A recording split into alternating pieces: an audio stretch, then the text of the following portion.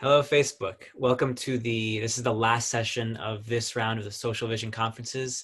Thank you so much if you joined one panel or if you joined all the panels. We had a great time learning together. We're very excited for this last talk. I'm particularly excited for this. I'll just read the description of our final speaker. Moshe Idel is the Emeritus Max Cooper Professor in Jewish Thought at Hebrew University, Jerusalem, and a senior researcher at the Shalom Hartman Institute. I'm just going to pass it over with no further ado. Please remember, everyone on the Zoom, that there's a Q&A section, so you can write down your questions in there, and we can ask Moshe those afterwards. And then also for people who are on the Zoom, we'll be having a little get together after the session ends in a breakout room. So please join us for that. And I have been instructed to say, Philip Wexler gives you a warm hello, Professor Idel. And with that, I'll just hand it over. So please take it away.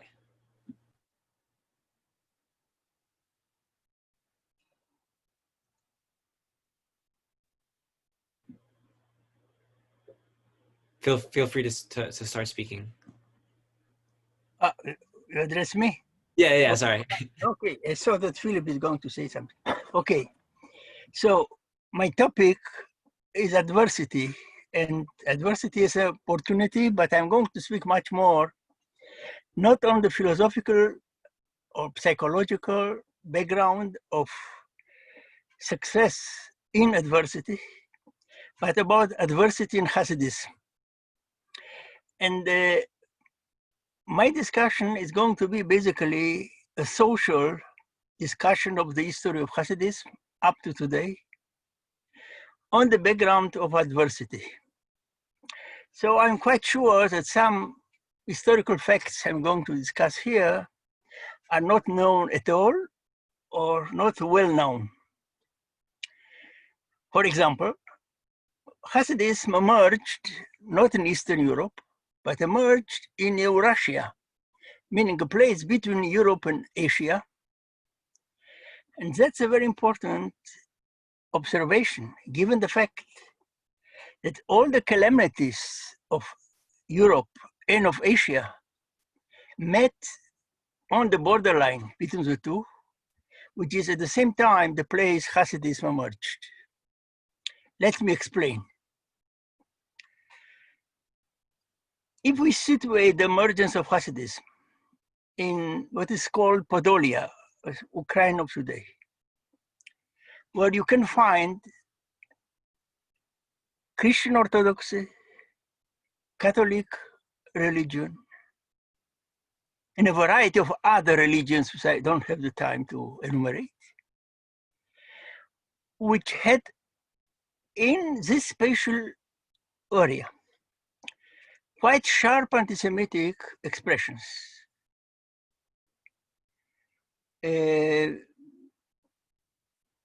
Some 100 years before Hasidism, we had terrible experiences of in 1648. In the places Hasidism emerged, that is the bad part of Europe. However, this place was on the borderline with what can be called two other empires, Eastern one or Asian one. One is the Ottoman Empire, and the other one is the Tatar Empire, which is Crimea of today. What incursions in this area hit the Jews, which were taken in custody, to put it so, and sold.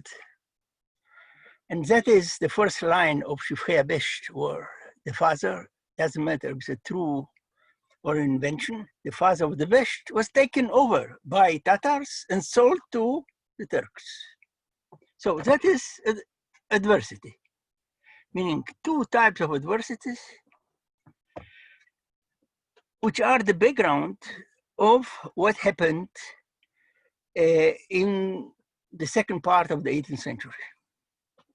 However, there were also other forms of inner Jewish adversities, which are also the background of the emergence and much more the development of Hasidism, which is first what is called enlightenment or Askala, which Hasidism had to fight and fought for a long period. And on the other side, what is better known is the Mitnagdim, or the opponents, from the northern part of the place where Hasidism emerged. So this combination of European, Asian, and inner Jewish adversity should be taken in consideration more seriously in order to understand how Hasidism emerged. Now, why did Hasidism succeed in such a place? That it existed, the adversity is obvious, not well enough studied, in my opinion, especially the Asian part of it. But what is the clue of the success? And here I would like to speak about first about social factors, and also add some other more rarefied, like we call it, the religious aspects. First, Hasidism succeeded because it had a common language. And this common language was the vernacular, that is Yiddish. There's no Hasidism without Yiddish. Hasidism succeeded not because people wrote in Hebrew, the Hasidim wrote in Hebrew, but in fact they translated Yiddish and Hebrew. That can be easily demonstrated by making a map. Where are the limits of the success of Hasidism? And the limits of the success of Hasidism are simply the Ashkenazi parts of Europe where Yiddish was the vernacular. So that is a social factor, that they had a common language, which was not cultivated by the Enlightenment or the enlightened Jews or by the Mitnagdim. There was something cohesive. It was impossible to attract people because the vernacular was the clue for Hasidic missionary practices. When you see in Hasidic writings that the tzaddikim or the rabbis are preaching, they were preaching in Yiddish and not in Hebrew, because Hebrew no one will understand them. The fact that it was preserved in Hebrew, that is a transformation, but that is not the clue of the success. Other factor of overcoming the adversity in this area is the creation of small communities. I'm thinking before the emergence of the courts or the tzaddikim.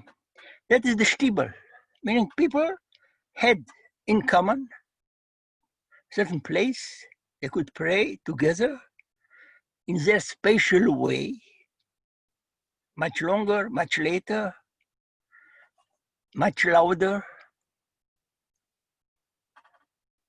And that created the core of the communities. What emerged a little bit later is the role played by the tzaddikim, or the charismatic leaders who are able to attract people from a specific area. Hasidism didn't emerge as one movement. It emerged as a series of communities called Hasidim. But in fact, they were Hasidim of a certain tzaddik. That is a social development. earlier Judaism didn't have something like that. The local leader who is at the same time a spiritual mentor, a magician, an advisor, and that is the issue of local leadership, which created the possibility of having a continuous contact with a source of authority, which knew much more, and he could lead the poor Jews, and we're speaking about a very poor area, from economical point of view and also from Jewish learning point of view.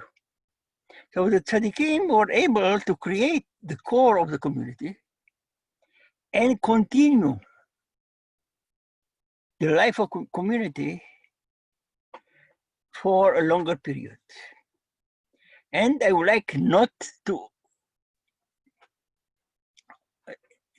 avoid the religious values that were also very important, but I would like not to emphasize it too much because I don't have the time. But I shall mention that the emphasis on love, optimism, togetherness are values which are able to cement a community more than learning or ecstatic experiences. I would like not to enter now on this issue of ecstasy, which are individual. And the emphasis on redemption in the present. So that's the beginning of Hasidism.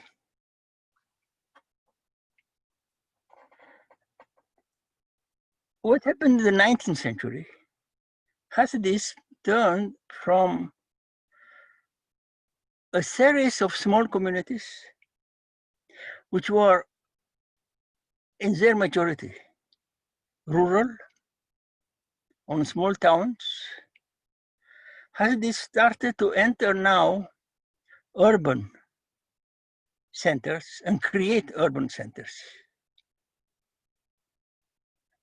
And we can speak about the 19th century as the first most important inroad into larger Jewish population, incomparably more than what we know in the 18th century. I would like to emphasize very much this factor. Hasidism, to a great extent, conquered a part of what is called Eastern Europe. That is an achievement which was hard to predict. In a religious structure centered around learning, writing, a lot of sophisticated discussions on halacha, which were part and part of Jewish tradition for several centuries. In the 19th century, Hasidism is able actually to attract a much greater amount of adherents, Hasidim, than someone could predict. By the end of the century and the beginning of the 20th century, we can speak about many tens of thousands of Hasidim. It was not the majority, but it was nevertheless a great inroad into Jewish population, which reorganized Jewish life, which was poor or disoriented, in a variety of significant for those Jews ways of life. despite the fact that 19th century and also 20th century is a decentered period, because each of the many Hasidic court had a different message, a different personality. And nevertheless, those differences were important in allowing different personalities among the Hasidim to cultivate one tzaddik or another. So diversity here can be seen as a certain weakness. In my opinion, it acted actually in allowing a much greater audience for Hasidim. Now we arrive to the greatest of the adversities, and that is the Holocaust. What should be emphasized is the fact that among the 6 million Jews, many of them were Hasidim, or to put it in a much stronger way. Among the different groups of Jews, the greatest blow was of Hasidim, more than Mitnagdim. Yeshivot escaped, despite the fact Vilnius was not a very nice place, but nevertheless, Mitnagdim organized themselves and escaped. And not to speak about the great centers of Hasidism, like Warsaw, they were exterminated. If we look now from the point of view of the history of Jewish religion, we would predict that without the Holocaust, Hasidism would become in a short way the greatest Jewish ideology of the 20th century. If we extrapolate from what happened in 200 years between mid-18th century and mid-20th century, in my opinion, statistically speaking, Hasidim would become the greatest group. I don't say the majority, that's very difficult for me to speak in such a term. But the greatest group in Judaism received the greatest blow in the Holocaust, which would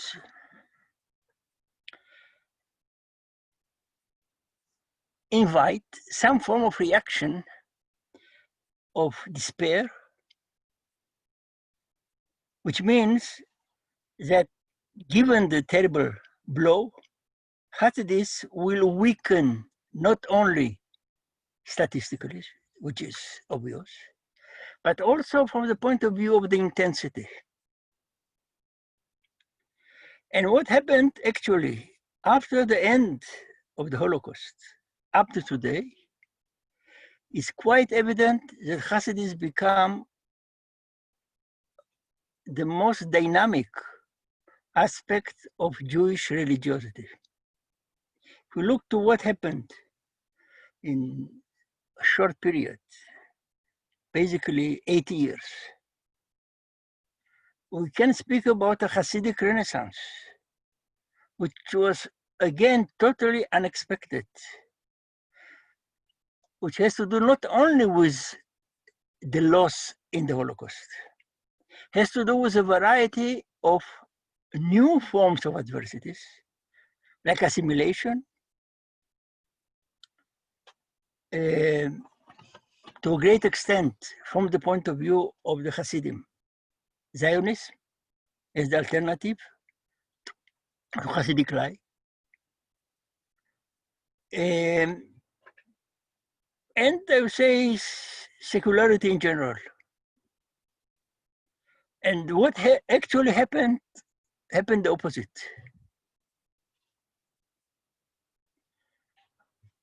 I would say again that the revival of Hasidic movements, almost all the Hasidic movements, is again unexpected, which rather reinforce my earlier observation that without the Holocaust, Hasidism would become the greatest movement in Judaism. If we extrapolate from what happened after the Holocaust, and if we extrapolate what happened between 1750 to 1940, those true extrapolations reinforce my point that Hasidism could become, and it's still an open question, if it's going to become, the most important religious movement in Judaism. Which means the reorganization of the survivors in new centers, United States, Israel, Western Europe, no more, Eastern Europe, is again unexpected. And while lecturing on those issues in the last years, I could bring very easy examples of Rabbi Schneerson in the United States, the special status, or the growing impact of Hasidic courts on what happens in Israeli politics. It's a very, very easy exercise. So we see again a new revival against backgrounds of adversity. Hasidism, by and large, was either anti-Zionist or neutral, and only exceptions in Hasidism are pro-Zionist, like the Rishon Sadiguras, for example, or it was once. Now it's not so not so clear. So what happens is that despite adversity, we can see a reorganization, which is a social factor, which is able to give meaning either by separation from the external world, new restrictions, like Gur, for example, or Satmar, or by an openness toward the other world, like Chabad. There are different ways of activities, but nevertheless, it's quite evident that despite the terrible blow of the Holocaust, Hasidism in its different forms reorganized themselves, were able to efficiently counteract other tendencies which are very, very strong in the backgrounds of the Hasidic communities. One of the ways of understanding this success is a pun which is found in Midrash already, but was utilized also by Rabbi Schneerson, that this world is basically good, including the Gola, which should be repaired just by inserting an Aleph in Gola, which means Geula, which transforming exile into redemption. This form of optimistic approach allowed activism, which was very important in Hasidism from the very beginning, including the best, with few exceptions, like Kotsk, for example. But those are marginal examples. In order not to give the impression that I am making now Hasidic propaganda, let me address now something which is much more recent and much more acute, and that is the Hasidic response to pandemia. Here I see actually the shortcomings of some of the elements which ensured the success of Hasidism. The importance of togetherness, as I mentioned earlier, does not allow fulfilling the restrictions in the new era. I don't want to enter too much in examples, but unfortunately, we have plenty of examples in which the modus vivendi of Hasidism, which is very, very important in ensuring the connectivity, the warmness,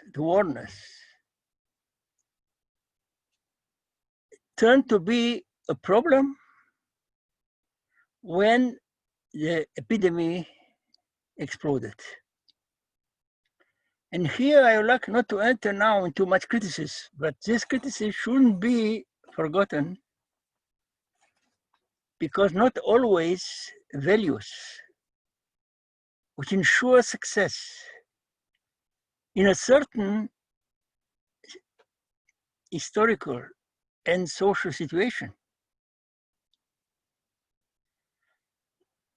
are helpful in totally different situations. So I would like not to enter too much in those facts which are known either in Israel or the United States. But here we can see also the weakness of some social structures that emerge in Hasidism. For example, very recent, and that's very, very recent, those days, efforts of Hasidism to go to Oman with any price. And that's a big story in Israel, but brass of Hasidism are coming also from, not only from Israel. That is an example of how values which were triggering the emergence of societies which can act together can turn into factors of failure. So I try to understand the Hasidim, not just to criticize them, which means for them, the continuation of way of life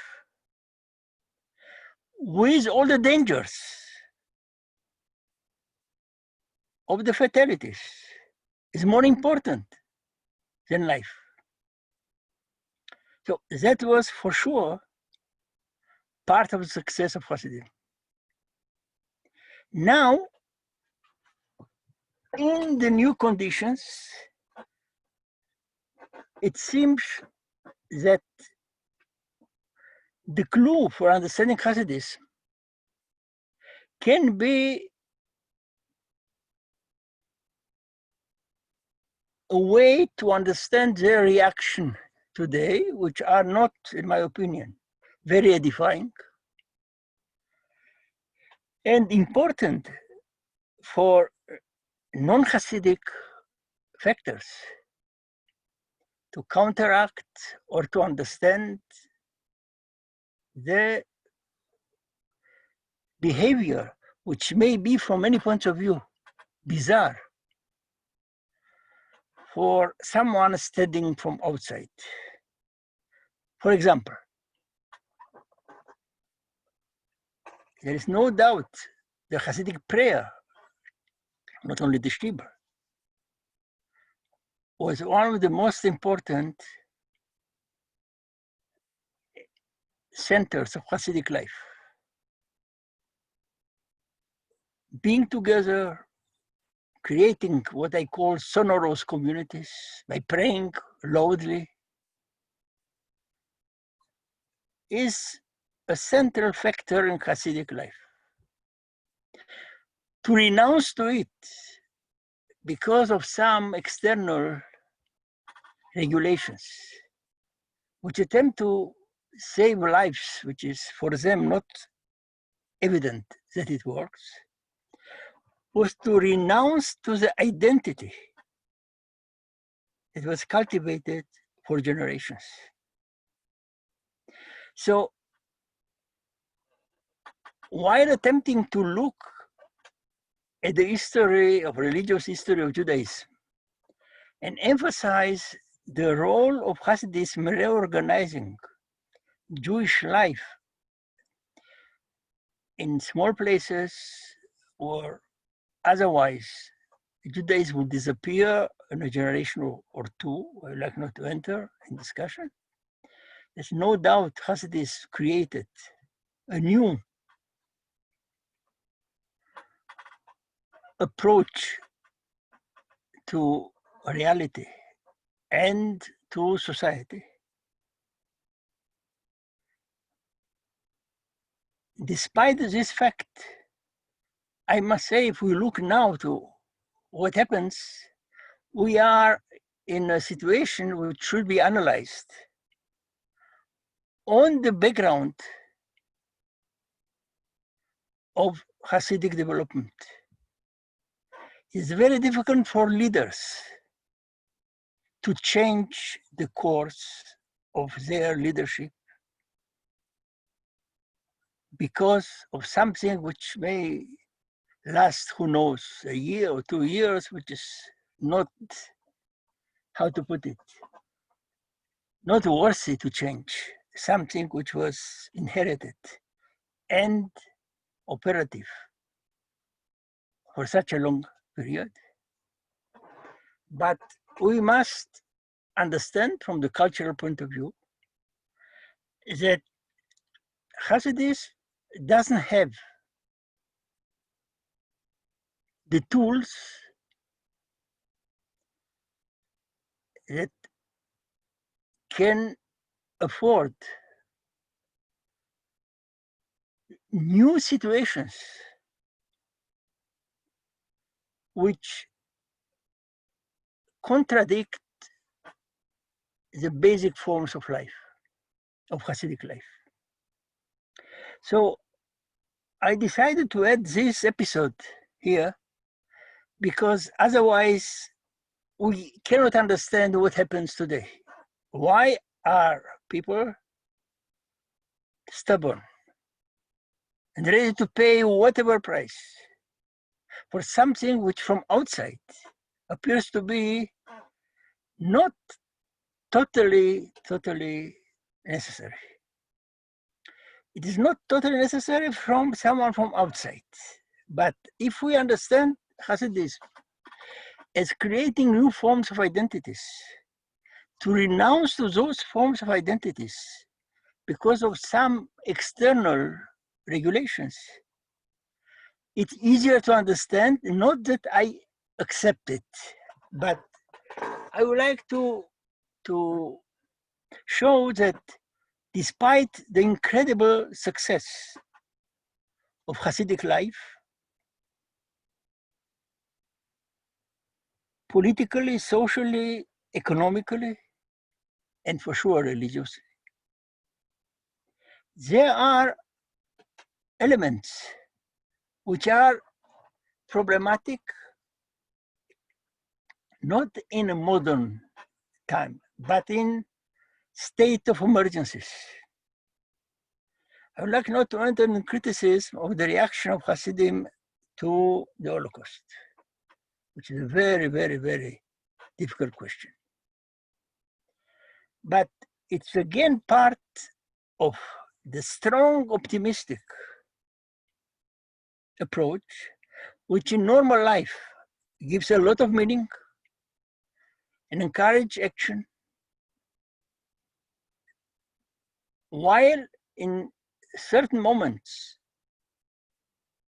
this optimism can be detrimental from the point of view of the Hasidim themselves.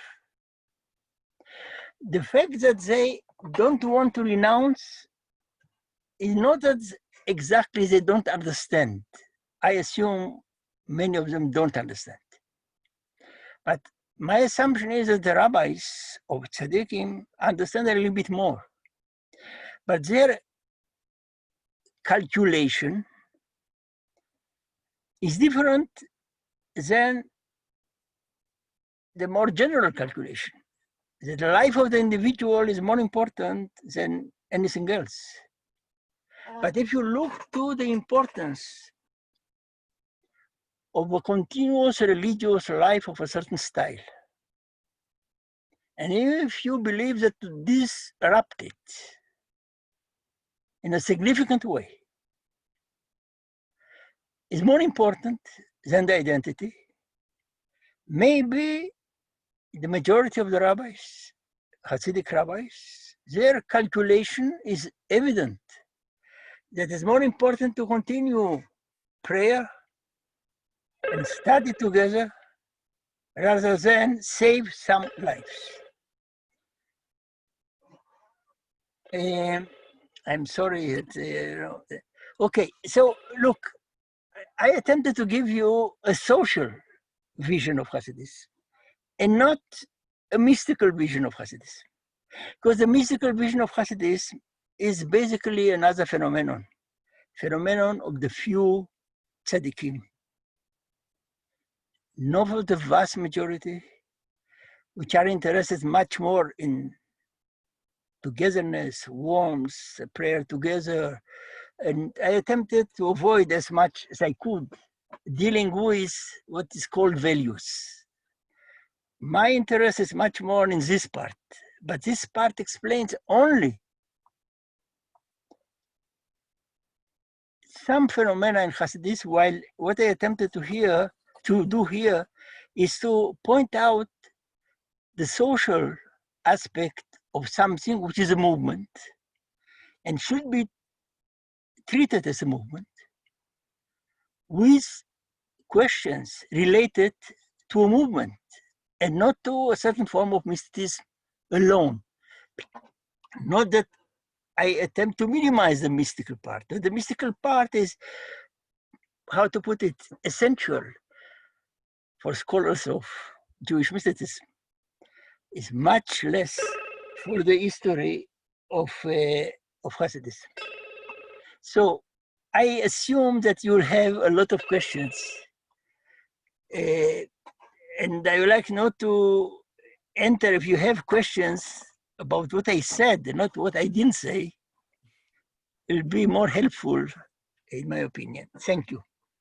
Thank you so much. That was amazing. I loved listening to that. We only have a few minutes left for questions. Please put them into the Q&A section. And if we don't get to them right now, I am right now putting in the chat a breakout room that we'll go to after the session concludes, where we can continue this conversation. But please, if anyone has any questions, to put them in the Q&A chat, and we can try to get to one or two before in the next 4 minutes. So if you write them in, then I can read them out to Professor Idel. One question is, what do you see as, in light of the book Social Vision, what do you see as the future of society, whether that be like how these ideas can affect society going forwards, and I think more broadly than just the Hasidic community, if at all? Yeah, first, what seems to me to be important in the development of Hasidism in second part of the 20th century and today is the fact that Hasidism became much more organized globally and much more reflective intellectually. That is not found before. Before, the groups were ad hoc in a certain geographical area, while the rabbis were speaking about the love of Israel in general. There's no doubt. Their major activity was very local and very reactive to what happened in the immediate surrounding. What happens in the 20th century, because of a variety of reasons, and especially in Chabad, there is an organization and there is a reflection. Two parts of the same of the coin, but nevertheless should be emphasized. That is a clue for success. I don't know about future, anything. I'm speaking only about what scarcely I know. The success is built on to organize. To organize is not just to write a book, but to send people messages, great, how to put it, events. That is for sure unparalleled before, totally unparalleled. Those social factors are crucial for what I call the open way of reaction. One way to succeed is to close yourself. And we cannot deny that Chabad is not the biggest Hasidic movement.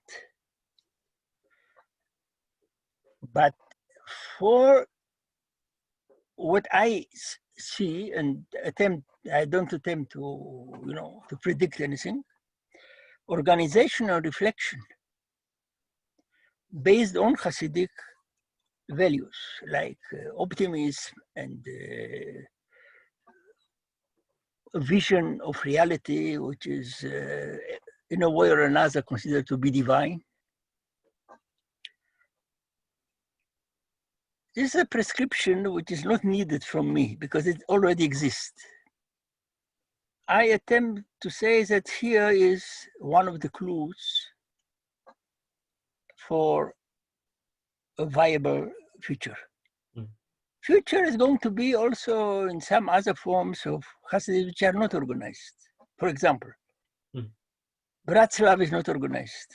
Right. Despite the hundreds of airplanes going there, that's not an organization. For sure, not reflective. So I don't attempt to say now that here I have a clue and anything else does not work. In my opinion, Bratslav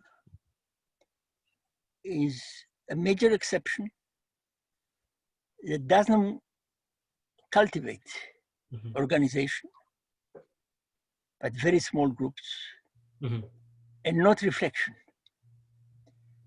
But speaking about, and that's a very new phenomenon, that is 15 years. Chabad has a longer history. Right. Well, thank you so much. I mean, I could listen to you for a few days, I feel like, but we're going to have to end our live stream here. And just before we fully conclude, I want to say thank you to everyone. Thank you, Professor Idel, and everyone who has presented in the past, in the 3 days of the conference. This will be the end of this round of conferences, but please like the Facebook page and follow us on social media so you can hear about more conferences coming up for the rest of this semester and year. Yeah, check back here. We'll definitely have a lot of more cool content to come out. So please, thanks for joining us. And we're excited to continue learning with you going forwards. So we can stop the live stream now. And now for the people who are still in the Zoom room, I have put in the chat a link to another room that we're now going to move to. So it's not in webinar settings, so we can all see each other. If you click that, you see that in the chat, you can click that. It'll take you out of this, and it'll take a few minutes for us to close this one down and start that one. But we hope to see you all there in the next 2 or 3 minutes. So Want to receive a link to it? if you look in the bottom of your screen, it should have a chat button. Do you see that? I don't see here. I'll send it to you via email as well, just to make sure you can get there. Email me, a link. I'm not so sophisticated to. No worries. I'm gonna send you